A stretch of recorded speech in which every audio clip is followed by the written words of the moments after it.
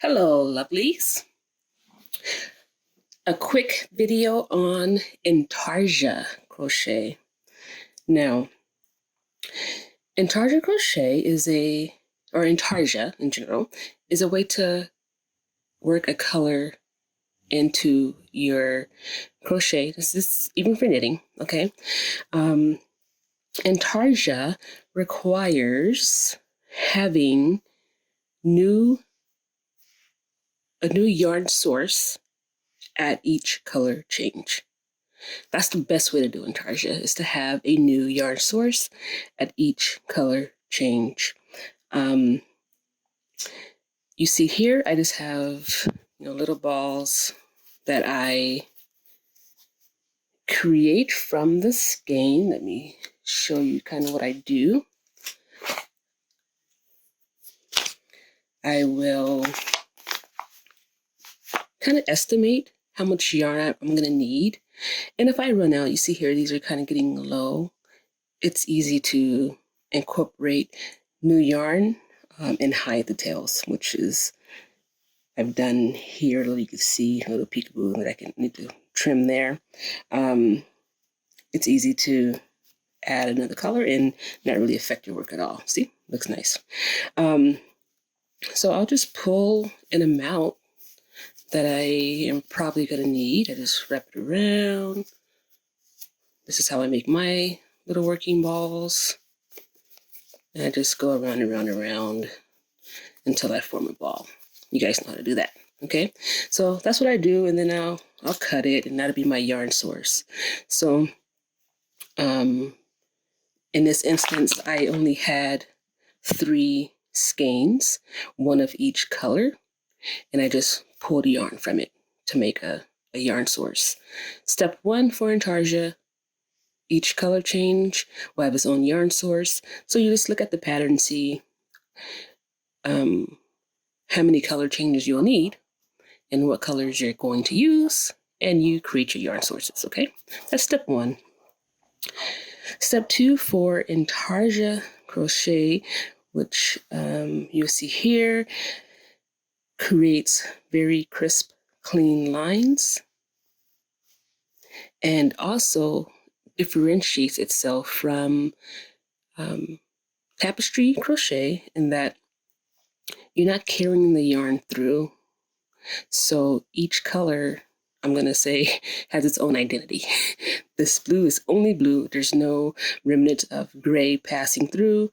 This pinkish fuchsia purpley color has its own color identity, doesn't have any of the blue coursing through it.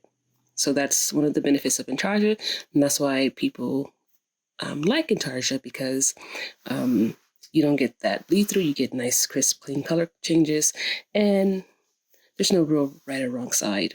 It's pretty much the same through. That's the benefit, okay? Now, how do you work it? So this is a normal single crochet ribbing. We probably all know how to do this, so I'm not going to go into exactly how you work it. I'm doing the back loop single crochet ribbing. So you see here I'm working in the back loop, and I'm just doing the single crochet down the line. For this pattern, which will, when I'm done with it, will be on my blog for free. This pattern requires 10 single crochet per color. And here's where the magic happens. So I'm at my last stitch for this color. So the 10th stitch. I worked up to the last step of a single crochet, which is going to be the yarn over and pull through, correct? If I'm doing a single crochet to complete it, I will yarn over and pull through. For intarsia, the last step you complete with the new color. So what happens here is I bring this working yarn to the front, as it is now my non-working yarn. I do not need this anymore for this row. So it's closest to me. I'm not working with it anymore. Pretend like it's not here anymore. We need a new yarn source because we need to continue working, but we also want to change colors here. So at this last step, yarn over, pull through. You continue to have your color here for your last stitch, perfection. And then this allows you to work your new color with the new yarn source. And you just continue on. So I'm gonna just work to the end here to show you again how the intarsia color change works. So I'm almost to the last stitch here. Let's do 9 and 10. Last step is going to be yarn over, pull through. I don't do that. I bring it to me, make it a non-working, pick up the new yarn source for my working yarn, and complete my single crochet, and then continue on to the end. I want to get to the end to show you another little trick and tip for working the single crochet ribbing that will help alleviate one of the main sources of frustration for single crochet ribbing. To the end, pull it over, pick up my new yarn source, complete the single crochet step, and continue on. So how I did that. One of the main sources of frustration for single crochet ribbing. I am almost there. So we just continue on working single crochet in the back loop for whatever the pattern indicates, whatever intarsia crochet pattern you are working. Done with this, bring it over.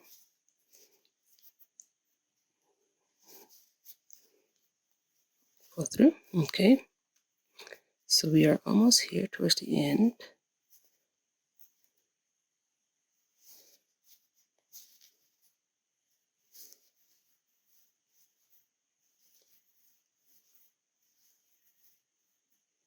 And you know, hair gets caught in your project sometimes.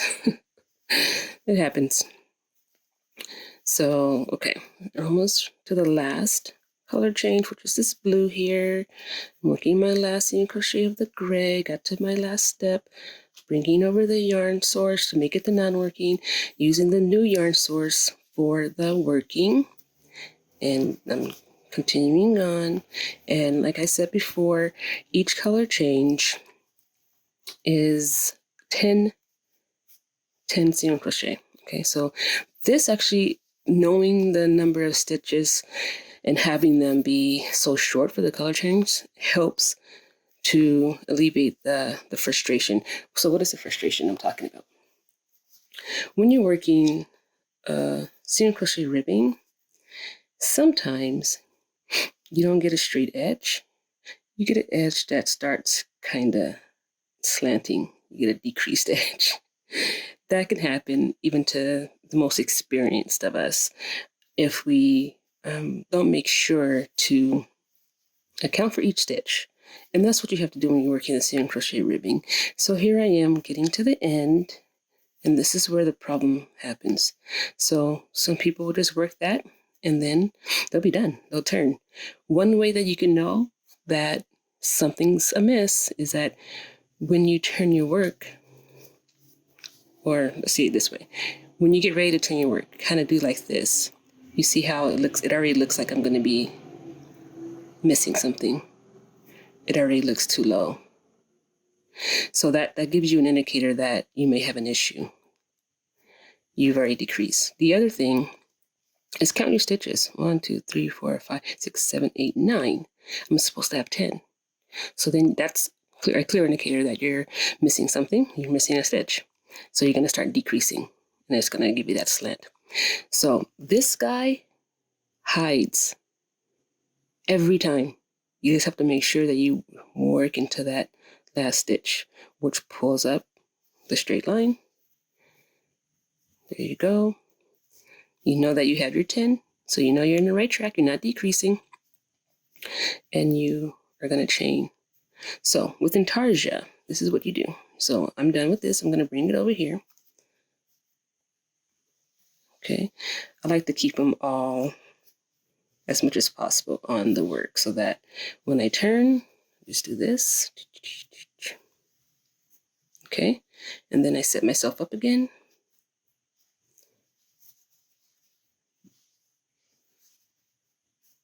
And I'm ready to work. So then you just do the same thing. Work up to the last step, introduce the color, make sure you have your color over here, work up to this last step and bring it over, and then flip it around, start over. That's intarsia.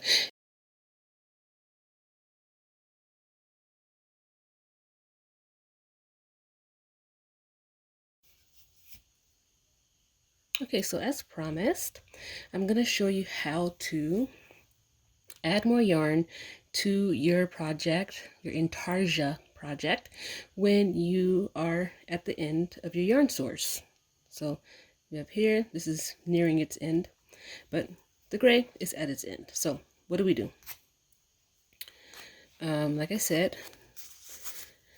I have my skein here, and I'm going to create another ball to for my new yarn source.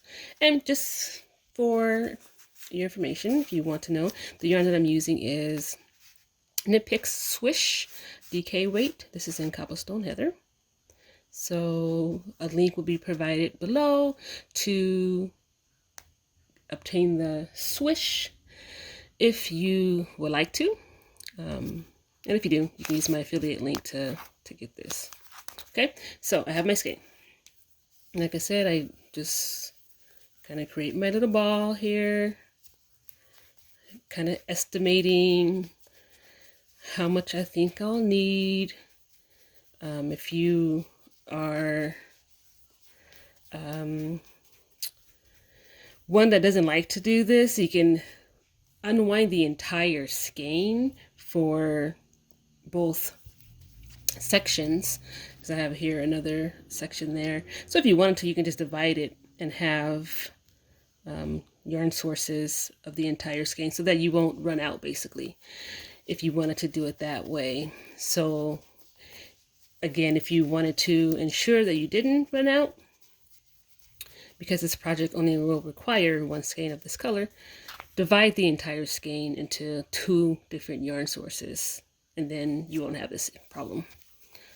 But if you're like me and you're just kind of eyeballing it and you find yourself in this situation, this is what you're going to do. So I'm giving myself a good amount here so I won't have to do it again. And at least for a while, if I do. And you will cut. All right. And as we talked about before, I'm at the last step of my seam and crochet. This, I'm going to add it in, and I'm going to work it once or twice. Let me see how much of a tail I have so I can do it again. And here's my last time I'm going to do it. And the same thing for adding new yarn. You're going to work up to the last step of your seam and crochet, and I have this bit left. Okay, and then I'm going to add the new yarn, and to save myself weaving in later, I'm going to take the old tail and the new tail, place them, basically, let's just say, put them on the track. Put them on the track here, because I'm going to work them into the project. So I'm going into my next stitch, which is here, making sure that these 2 guys, my little 2 tails, are on top so that I could work around them and seal them in. See how I did that? So The two tails are there now. Making sure they are on top when I go into my next stitch here. Make sure they're on top. Work as normal and seal them in. There I go. And then just continue until you have them, the end secure inside of your row of stitches here. So then you won't have a lot to weave in later because you just work them into the piece.